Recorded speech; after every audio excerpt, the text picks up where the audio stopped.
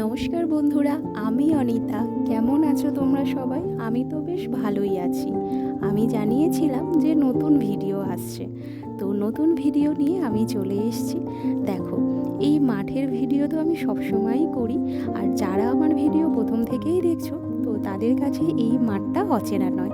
তারা প্রত্যেকেই এই মাঠটাকে চেনো কম বেশি, কারণ এখানে প্রত্যেকটা সিজনে যা যা সবজি চাষ হয়, যে কোনো কিছু চাষ হলে আমি প্রত্যেকটাই ভিডিও আমি আমার চ্যানেলে দিয়েছি, তো তোমরা দেখেছো। তো এখন দেখো, যেহেতু বর্ষাকাল, তো বর্ষাকালে এখন সমস্ত সবজি উঠে গেছে, এখন হবে ধান চাষ। তো যারা গ্রামে থাকো তারা জানো যে এখন বর্ষাকালে বর্ষার সিজনে বর্ষার ধানের চাষ হয়।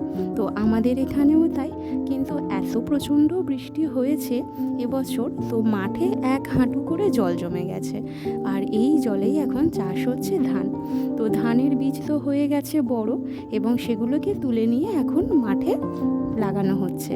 আর দেখো, এই রোদে, মানে একটু রোদ একটু বৃষ্টি, ওয়েদারটা তো এখন খুবই সুন্দর। আর সকালের ওয়েদারে মাঠটা এত সুন্দর লাগছে, আর সোনার মতো রোদ, মানে পুরো সবুজ আর রোদের মধ্যে একটা দারুণ কম্বিনেশন তৈরি হয়েছে।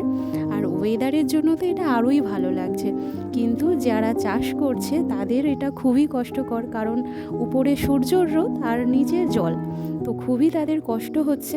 কিন্তু হলেও এটাই তাদের কাছে আনন্দ যে তারা এই সময়টা চাষটা করতে পারছে। প্রত্যেকটা সিজনে আমাদের মাঠের সৌন্দর্য এত সুন্দর লাগে, তো তোমরা তো দেখো এবং জানো। তো খুবই সুন্দর। যদি মনে হয় কেউ আমাদের গ্রামে আসতে চাইছো, তো এসে তোমরা দেখতে পারো আমাদের গ্রামের পুরো দৃশ্য।